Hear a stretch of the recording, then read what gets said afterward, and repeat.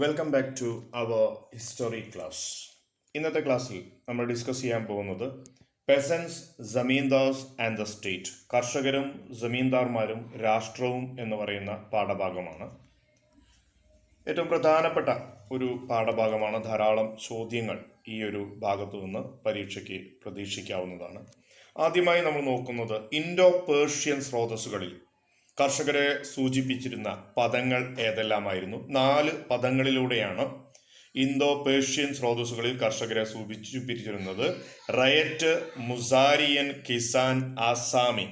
Riot, മുസാരിയൻ, Kisan, ആസാമി എന്നീ പദങ്ങളിലൂടെയായിരുന്നു കർഷകരെ സൂചിപ്പിച്ചിരുന്നത്.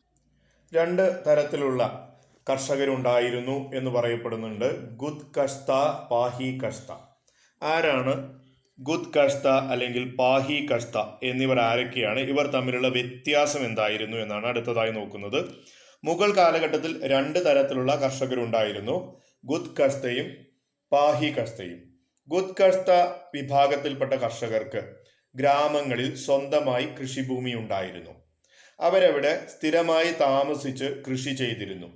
ചുരുക്കത്തിൽ ഗ്രാമങ്ങളിലെ സ്ഥിരതാമസക്കാരായ കർഷകരെയാണ് ഗുദ് കഷ്ത എന്ന് വിളിക്കുന്നത്. പാഹി കഷ്ത എന്നറിയപ്പെട്ട കർഷകർക്ക് സ്വന്തമായി കൃഷിഭൂമി ഉണ്ടായിരുന്നില്ല. അതിനാൽ മറ്റു ഗ്രാമങ്ങളിൽ കരാർ അടിസ്ഥാനങ്ങളിലായിരുന്നു ഇവർ കൃഷി ചെയ്തിരുന്നത്. പാഹികൾ സ്ഥിര അടിസ്ഥാനത്തിൽ കൃഷി ചെയ്യുകയോ കൃഷിയിടങ്ങളിൽ സ്ഥിരമായി താമസിക്കുകയോ ചെയ്തിരുന്നില്ല. ചില ജനങ്ങൾ ഇത്തരത്തിലുള്ള കാർഷിക വൃത്തികൾ തിരഞ്ഞെടുക്കുകയാണ് ചെയ്യാറ്. ഇവരെ പാഹി കഷ്തകൾ എന്ന് പറയും. വിദൂരത്തുള്ള ഏതെങ്കിലും ഗ്രാമങ്ങളിലെ റവന്യൂ വ്യവസ്ഥകൾ തങ്ങൾക്ക് അനുകൂലമാണ് എന്ന് അറിഞ്ഞാൽ പാഹികൾ അവിടെ എത്തി കൃഷി ചെയ്തു വരാറാണ്. ഇതാണ് ഗുദ് കഷ്തയും പാഹി കഷ്തയും.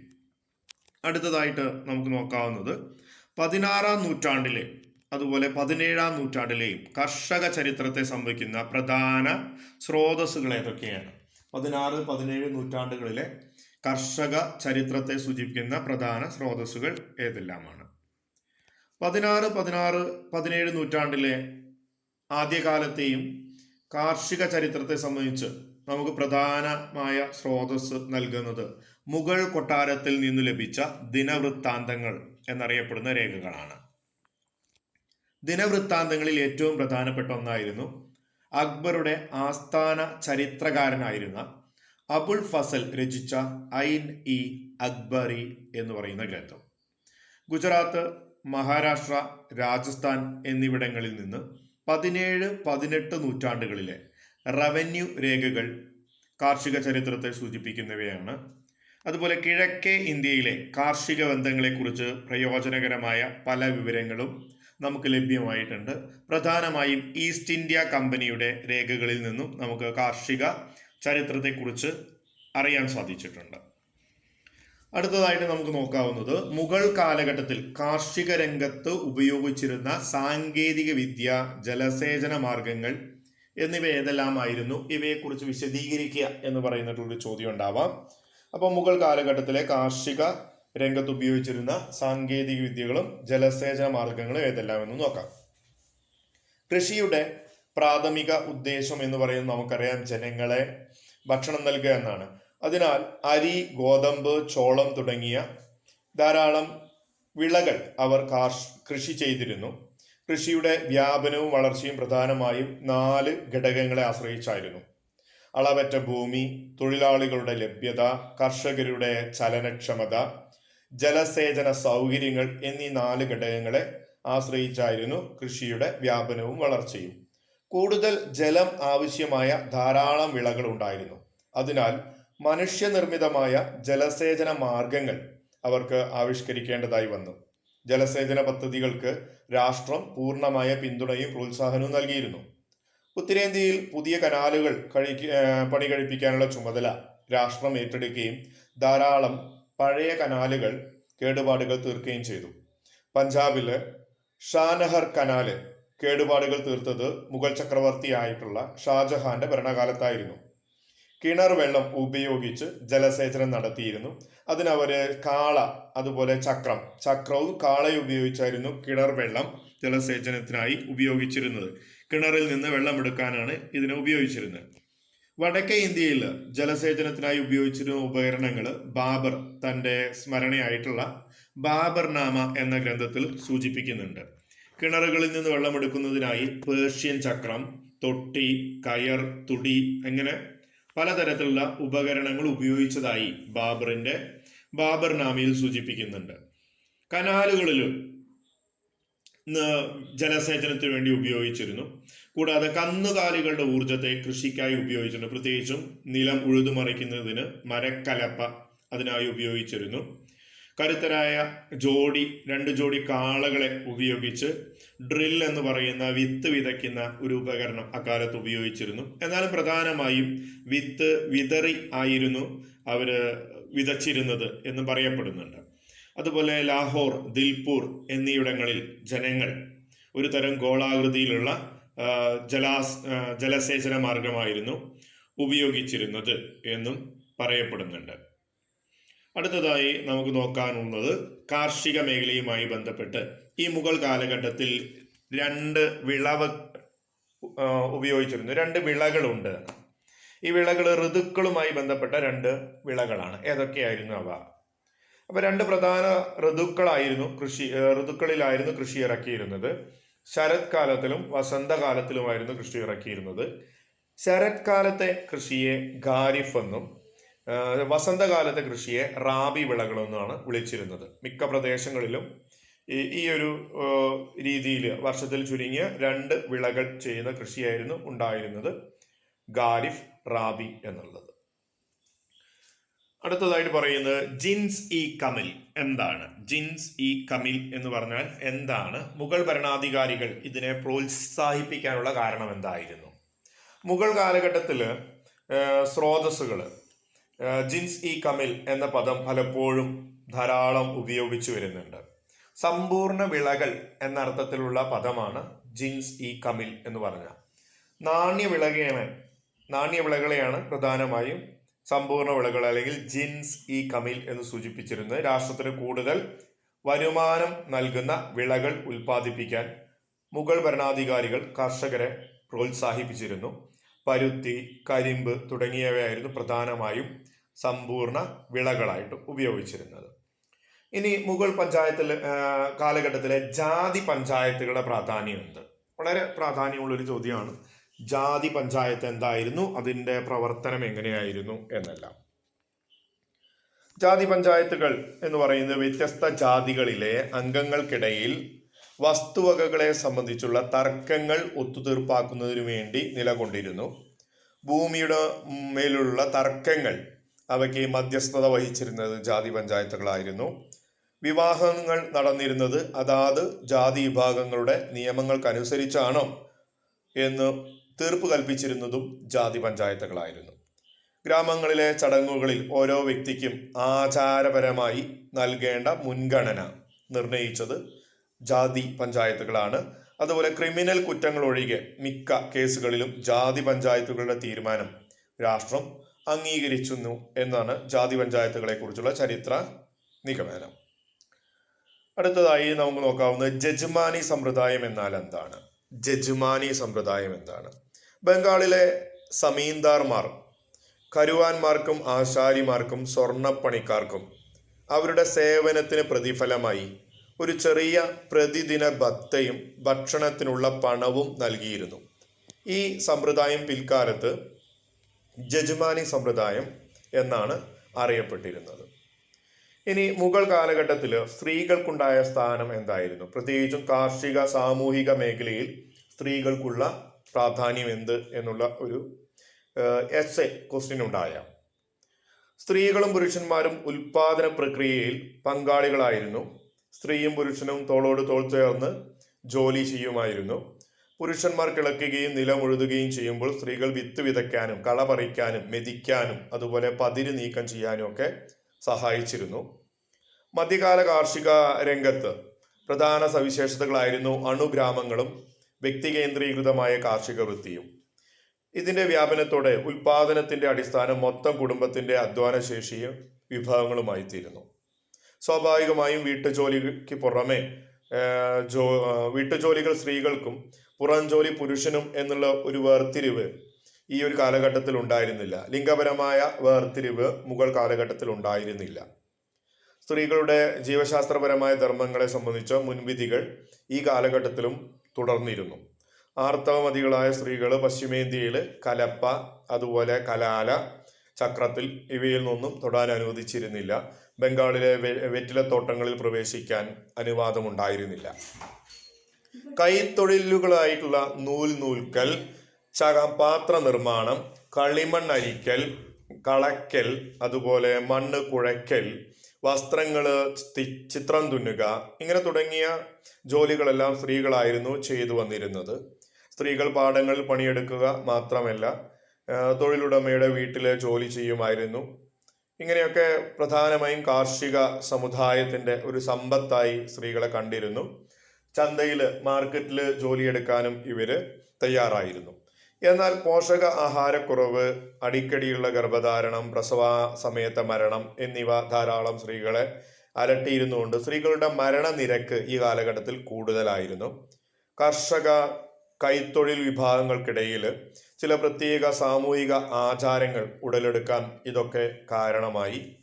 ഗ്രാമീണ വിഭാഗങ്ങൾക്കിടയിൽ വിവാഹത്തിനായി സ്ത്രീധനത്തിന് പകരം വധുവിന്റെ കുടുംബത്തിന് ധനം നൽകുന്ന ഒരു സമ്പ്രദായം ഉണ്ടായിരുന്നു.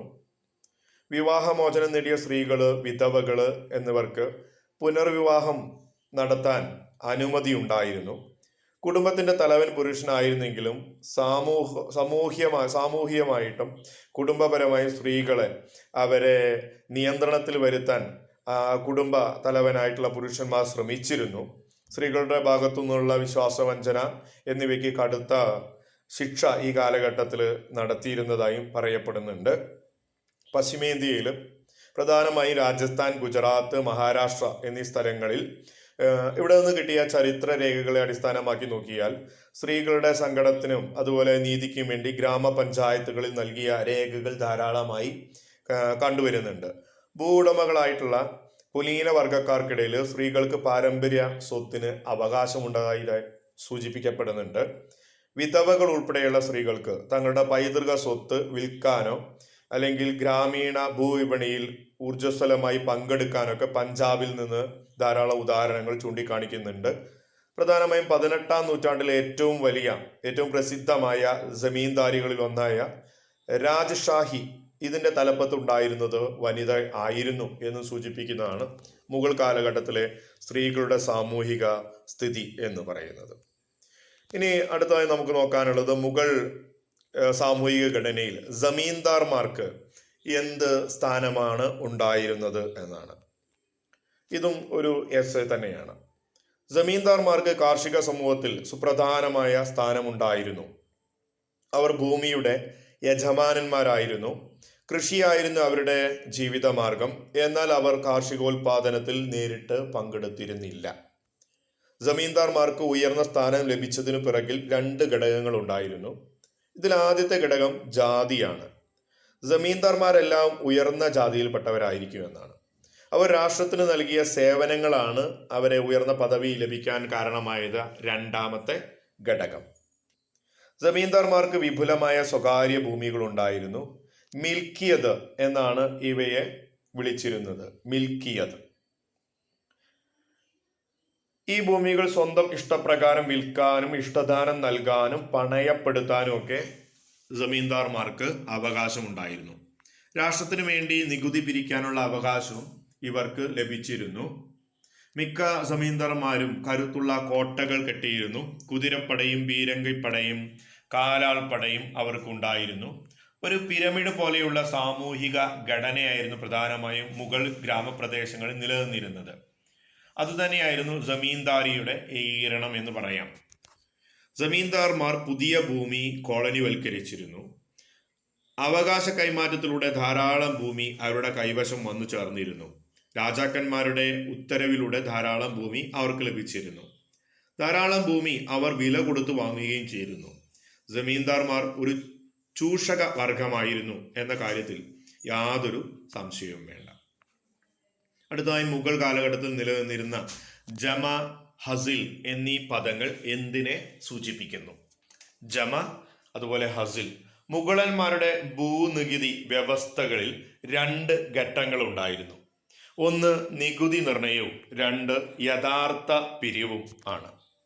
ഭൂനികുതി വ്യവസ്ഥയെ ആദ്യ ഘട്ടം കർഷകർ നൽകേണ്ട ഭൂനികുതിയുടെ സംഖ്യ നിർണയിക്കലാണ്. ഇങ്ങനെ നിർണയിക്കപ്പെട്ട സംഖ്യയെ ജമ എന്ന് വിളിക്കുന്നു. നികുതി സംഖ്യയുടെ യഥാർത്ഥ പിരിവാണ് 2ാം ഘട്ടം. ഇങ്ങനെ പിരിച്ചെടുത്ത സംഖ്യയെ ഹസിൽ എന്നാണ് വിളിച്ചിരുന്നത്. അടുത്തതായി നമുക്ക് നോക്കാനുള്ളത് ഐൻ ഇ അക്ബാരി. മുഗൾ സാമ്രാജ്യത്തിന്റെ ഏറ്റവും കൂടുതൽ വിവരങ്ങൾ നൽകുന്ന ഒരു ചരിത്ര ഗ്രന്ഥമായി ഇതിനെ കാണുന്നു. അറിവിന്റെ ഒരു ഖനിയാണ് ഐൻ ഇ അക്ബാരി എന്ന് വിശേഷിപ്പിക്കുന്നുണ്ട്. എന്തുകൊണ്ടാണ് എന്നാണ് ഇത് നമുക്ക് നോക്കാനുള്ളത്. ഇതും ഒരു പ്രധാനപ്പെട്ട എസ്സേ ക്വസ്റ്റ്യൻ ആണ്. മുഗൾ ഇന്ത്യയിലെ കാർഷിക ബന്ധങ്ങളെ കുറിച്ച് പഠിക്കുന്നതിന് സഹായകരമായ ഏറ്റവും മികച്ച സ്രോതസ്സായിട്ടാണ് അബുൽ ഫസൽ അലാമി രചിച്ച ഐൻ ഇ അക്ബാരി നമ്മൾ പരിഗണിക്കുന്നത്. അക്ബർ ചക്രവർത്തിയുടെ കൊട്ടാര ചരിത്രകാരനായിരുന്നു അബുൽ ഫസൽ അലാമി. അക്ബറിന്റെ ഭരണകാലത്ത് ചരിത്രം എഴുതുന്നതിന് പലതരത്തിലുള്ള പദ്ധതികളും ചക്രവർത്തി ആവിഷ്കരിച്ചിരുന്നു. അതിലൊരു പദ്ധതിയാണ് അക്ബർനാമയുടെ രചന എന്ന്. അക്ബർനാമയുടെ രചന അങ്ങനെ അബുൽ ഫസലിനെ ഏൽപ്പിക്കുന്നു. അക്ബർനാമ തയ്യാറാക്കുന്നതിന് അബുൽ ഫസൽ 13 വർഷങ്ങൾ ചെലവഴിച്ചു. ഗ്രന്ഥത്തിന്റെ കരട് രൂപം 5 പ്രാവശ്യം അദ്ദേഹം പരിഷ്കരിക്കുകയും ചെയ്തിരുന്നു. 1598 ചക്രവർത്തിയുടെ 42ാം ഭരണവർഷത്തിൽ അക്ബർനാമയുടെ രചന അബുൽ ഫസൽ പൂർത്തിയാക്കി. അക്ബർനാമയുടെ ഒരു ഭാഗമാണ് ഐൻ ഇ അക്ബാരി എന്നറിയപ്പെടുന്നത്. അക്ബർനാമയിൽ 3 പുസ്തകങ്ങളാണ് ഉണ്ടായിരുന്നത്. ആദ്യത്തെ 2 പുസ്തകങ്ങൾ ചരിത്ര വ്യാഖ്യാനങ്ങളും 1ാമത്തെ പുസ്തകം അക്ബറിന് മുമ്പുള്ള മുഗളന്മാരുടെ രാഷ്ട്രീയ ചരിത്രവും 2ാമത്തെ പുസ്തകം 1802 വരെയുള്ള അക്ബറിന്റെ ഭരണവും വിവരിക്കുന്നു. 3ാമത്തെ പുസ്തകമാണ് ഐൻ ഇ അക്ബാരി എന്ന് അറിയപ്പെടുന്നത്.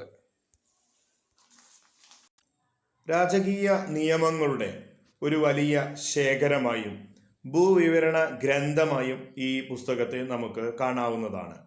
രാജസദസ്സിന്റെ സംഘാടനം എപ്രകാരമായിരുന്നു, ഭരണസമ്പ്രദായം, സൈന്യം, വരുമാന സ്രോതസ്സുകൾ, അക്ബറിന്റെ സാമ്രാജ്യത്തിന്റെ പ്രവിശ്യകളുടെ ഭൗതിക രൂപരേഖ എന്നിവയെക്കുറിച്ചുള്ള വിശദമായ വിവരങ്ങൾ ഐൻ ഇ അക്ബാരിയിൽ നൽകുന്നുണ്ട്.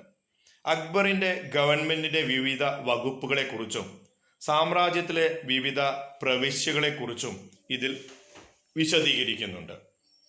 സാമ്രാജ്യത്തിന്റെ വിപുലമായ പ്രദേശങ്ങളിൽ നിലനിന്നിരുന്ന വ്യത്യസ്തമായ ആചാരാനുഷ്ഠാനങ്ങളെക്കുറിച്ചുള്ള വിവരം ഇതുവഴി ചക്രവർത്തിക്ക് നൽകിയിരുന്നു.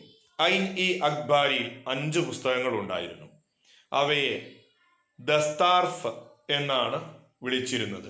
ഐൻ ഇ അക്ബാരിയിൽ 5 പുസ്തകങ്ങൾ ഉണ്ടായിരുന്ന അവയെ ദഫ്താർസ് എന്ന് വിളിച്ചിരുന്നു. ഇതിൽ ആദ്യത്തെ 3 പുസ്തകങ്ങൾ ഭരണത്തിന്റെ വിശദാംശങ്ങൾ നൽകുന്നവയാണ്. 1ാമത്തെ പുസ്തകം മൻസിൽ അബ്ദി എന്നറിയപ്പെടുന്നു. രാജധാനിയും അതിന്റെ പരിപാലനവും ആണ് ഇതിൽ പ്രതിപാദിച്ചിരുന്നത്. 2ാമത്തെ പുസ്തകം സിപ അബ്ദി എന്നറിയപ്പെട്ടിരുന്നു. സിവിൽ സൈനിക ഭരണം, പരിചാരകന്മാരുടെ നിയമനം തുടങ്ങിയവ ഇതിൽ ഉൾപ്പെടുന്നു. വിജ്ഞാപനങ്ങൾ, രാജകീയ ഉദ്യോഗസ്ഥർ, ജ്ഞാനികൾ, കവികൾ, കലാകാരന്മാർ, ജീവചരിത്ര കുറിപ്പുകൾ എന്നിവയെല്ലാം ഇതിൽ ഉൾപ്പെടുന്നു. 3ാമത്തെ പുസ്തകമാണ് മുൾക്ക് അബ്ദി. സാമ്രാജ്യത്തിന്റെയും പ്രവിശ്യയുടെയും ധനവിനിയോഗം സംബന്ധിച്ച വിഷയങ്ങളാണ് ഇതിൽ കൈകാര്യം ചെയ്തിരുന്നത്. റവന്യൂ നിരക്കുകളെ കുറിച്ച് വിലപ്പെട്ട രേഖകൾ ഇത് നൽകുന്നുണ്ട്. ഈ പുസ്തകത്തിൽ സാമ്രാജ്യത്തിന്റെ 12 പ്രവിശ്യകളെ കുറിച്ചുള്ള വിവരങ്ങൾ കൃത്യമായി നൽകുന്നു. എല്ലാ പ്രവിശ്യകളെ സുബകൾ എന്നറിയപ്പെട്ടിരുന്നത്. ഈ പ്രവിശ്യകളുടെ ഭൂമിശാസ്ത്രവും സ്ഥലവർണ്ണനാപരവുമായ സാമ്പത്തികവുമായ രൂപരേഖയുടെ ഒരു ചുരുക്കം ഈ പുസ്തകത്തിൽ ഉണ്ടായിരുന്നു. പ്രവിശ്യകളുടെ ഭരണവും ധനപരമായ വിഭജനവും സർക്കാരുകൾ, പർഗാനകൾ, മഹലുകൾ എന്നിങ്ങനെ വേർതിരിച്ചതും തിട്ടപ്പെടുത്തുന്നതും നിർണയിക്കപ്പെട്ട നികുതിയെക്കുറിച്ചും ഒക്കെ ഈ പുസ്തകത്തിൽ വിവരിക്കുന്നുണ്ട്. 4ഉം 5ഉം പുസ്തകത്തിൽ ഇന്ത്യയിലെ ജനങ്ങളുടെ മതപരവും സാഹിത്യപരവും സാംസ്കാരികപരവുമായ പാരമ്പര്യത്തെയാണ് സൂചിപ്പിച്ചിരുന്നത്. അക്ബറുടെ മഹത് വചനങ്ങളുടെ ശേഖരം ഈ പുസ്തകത്തിൽ ഉൾക്കൊണ്ടിരുന്നു. എന്നാൽ ഐനി അക്ബറി ഔദ്യോഗിക പിന്തുണയോടുകൂടി തയ്യാറാക്കിയ ഒരു കൃതിയാണെന്നിരിക്കെ ചില പോരായ്മകൾ ഈ ഗ്രന്ഥത്തിനുണ്ട് എന്ന് ചരിത്രകാരന്മാർ സൂചിപ്പിക്കുന്നുണ്ട്. ഒന്നാമതായി, സംഖ്യകൾ കൂട്ടിയെഴുതിയപ്പോൾ ധാരാളം തെറ്റുകൾ സംഭവിച്ചിട്ടുള്ളതായി സൂചിപ്പിക്കപ്പെടുന്നുണ്ട്. പരിണാത്മക വിവരങ്ങളിൽ വൈകല്യം ഉണ്ടായിരുന്നു എന്നാണ് രണ്ടാമത്തെ പ്രശ്നം. വിവരണങ്ങൾ എല്ലാ പ്രവിശ്യകളിൽ നിന്നും ഏകരൂപേണ ശേഖരിച്ചിട്ടുള്ളതല്ല എന്നാണ്. ഉദാഹരണത്തിന് പല സുബകളിലെയും ജമീന്ദാർമാരുടെ ജാതിഘടനയെക്കുറിച്ച് വിശദമായി വിവരിച്ചിട്ടുണ്ടെങ്കിലും ബംഗാൾ, ഒറീസ എന്നിവിടങ്ങളിൽ നിന്നുള്ള യാതൊരു വിവരങ്ങളും ഇതിലുണ്ടായിരുന്നില്ല. സുബകളിൽ നിന്ന് ലഭിച്ചിട്ടുള്ള ധനസംബന്ധമായ ധാരാളം വിവരങ്ങൾ ഇതിൽ ഉൾപ്പെടുത്തിയിട്ടുണ്ട്. എന്നാൽ വില, കൂലി തുടങ്ങിയ പ്രധാനപ്പെട്ട ഘടകങ്ങൾ വിട്ടുപോയിട്ടുണ്ട്. ഈ പോരായ്മകളൊക്കെ ഉണ്ടെങ്കിലും ഐൻ-ഇ അക്ബാരി തന്നെയാണ് മുഗൾ കാലഘട്ടത്തിന്റെ ചരിത്രം വിളിച്ചോതുന്ന പ്രധാന ഗ്രന്ഥമായി നമുക്ക് പരിഗണിക്കാവുന്നത്. അടുത്തതായിട്ട് നമുക്ക് നോക്കാവുന്നത് അക്ബർ ചക്രവർത്തിയുടെ കാലത്ത് ഭൂമിയെ 4 വിഭാഗങ്ങളായി തരംതിരിച്ചിരുന്നു. അത് ഏതെല്ലാമാണ് എന്നാണ്. അക്ബറിന്റെ കാലത്ത് ഭൂമി തരംതിരിക്കുന്ന ഓരോന്നിൽ നിന്നും നൽകേണ്ട വ്യത്യസ്ത നികുതിയെ അടിസ്ഥാനമാക്കിയായിരുന്നു. പൊളാജ് എന്നത് വർഷം തോറും ഓരോ വിളകൾ തുടർച്ചയായി കൃഷി ചെയ്യുന്നതും തരിച്ചിടാൻ അനുവദിക്കാത്തതുമായ ഭൂമിയാണ് പൊളാജ്. ഭൂമിയുടെ കരുത്ത് തിരിച്ചുപിടിക്കാൻ ആവശ്യമായ ഒരു നിശ്ചിത കാലത്തേക്ക് കൃഷി ചെയ്യാതിരുന്ന ഭൂമിയാണ് പരൗതി എന്നറിയപ്പെടുന്നത്. ഭൂമിയുടെ കരുത്ത് തിരിച്ചു പിടിക്കാൻ ആവശ്യമായി ഒരു നിശ്ചിത കാലത്തേക്ക് കൃഷി ചെയ്യാതിരുന്ന ഭൂമിയാണ് പരൗജ്. 3-4 വർഷം തരിച്ചിടുന്ന ഭൂമിയാണ് ചാച്ചാർ. ചാച്ചാർ എന്ന് പറഞ്ഞാൽ തരിച്ചിടുന്ന ഭൂമിയാണ്. 5 അതിലധികമോ വർഷം കൃഷി ചെയ്യാതിരുന്ന ഭൂമിയാണ് ബെഞ്ചാർ. 5 അതിലധികം വർഷം കൃഷി ചെയ്യാതിരുന്ന ഭൂമിയാണ് ബെഞ്ചാർ. അവസാനമായി നമുക്ക് നോക്കാവുന്നത് മുഗൾ കാലഘട്ടത്തിൽ ഇന്ത്യയിലേക്ക് എങ്ങനെയാണ് വെള്ളി എത്തിയത് എന്നുള്ളതാണ്. 1690 ഇന്ത്യ സന്ദർശിച്ച ഇറ്റാലിയൻ സഞ്ചാരിയായ ജിയോവാനി കരേരി ഇന്ത്യയിലേക്ക് എങ്ങനെയാണ് വെള്ളി എത്തിയതെന്ന് പറയുന്നുണ്ട്. ബെർണിയറുടെ വിവരങ്ങളെ അടിസ്ഥാനമാക്കി കരേരി ഈ കുറിപ്പുകൾ തയ്യാറാക്കുന്നത്. മുഗൾ കാലഘട്ടത്തിൽ ധാരാളം ചരക്കുകൾ വിദേശ രാജ്യങ്ങളിലേക്ക് കയറ്റുമതി ചെയ്തിരുന്നു. ഈ സാധനങ്ങളുടെ വിലയായി ഇന്ത്യയിലേക്ക് സ്വർണവും വെള്ളിയും ലഭിച്ചിരുന്നു. ലോകമെമ്പാടും ചുറ്റി സഞ്ചരിക്കുന്ന സ്വർണവും വെള്ളിയും ഒടുവിൽ ഇന്ത്യയിൽ എത്തിച്ചേർന്ന് മുഗൾ സാമ്രാജ്യത്തിലെത്തി. അമേരിക്കയിൽ നിന്നും യൂറോപ്പിൽ നിന്നും ഉള്ള രാജ്യങ്ങളിൽ നിന്നും ഉള്ളവർ ഇവിടേക്ക് എത്തുമ്പോൾ, പ്രത്യേകിച്ച് തുർക്കി, പേർഷ്യ എന്നിവിടങ്ങളിൽ നിന്നുള്ള ആളുകളൊക്കെ ഇന്ത്യയിൽ എത്തിയിരുന്നു. അങ്ങനെയൊക്കെ നമുക്ക് വെള്ളിയും സ്വർണവും ലഭിച്ചിരുന്നു. ഡച്ച്, ഇംഗ്ലീഷ്, പോർച്ചുഗീസ് കപ്പലുകൾ മറ്റു രാജ്യങ്ങളിൽ ചരക്കുകൾ കയറ്റി അയച്ച് ഈ കപ്പലുകൾ മടങ്ങിയെത്തുമ്പോൾ ഈ രാജ്യങ്ങളിൽ നിന്ന് ലഭിച്ച സ്വർണവും വെള്ളിയും ഒക്കെ ഇന്ത്യയിൽ എത്തിച്ചിരുന്നു. ഇപ്രകാരമാണ് നമുക്ക് വെള്ളി അല്ലെങ്കിൽ സ്വർണം ലഭിച്ചിരുന്നത് എന്നാണ് ചരിത്രകാരന്മാർ പറയപ്പെടുന്നത്. അപ്പോൾ ഇത്രയുമാണ് കർഷകർ, ജമീന്ദാർ രാഷ്ട്രം എന്നറിയപ്പെടുന്ന പെസൻസ്, ജമീന്ദാർ ആൻഡ് ദ സ്റ്റേറ്റ് എന്ന് പറയുന്ന പാഠഭാഗം.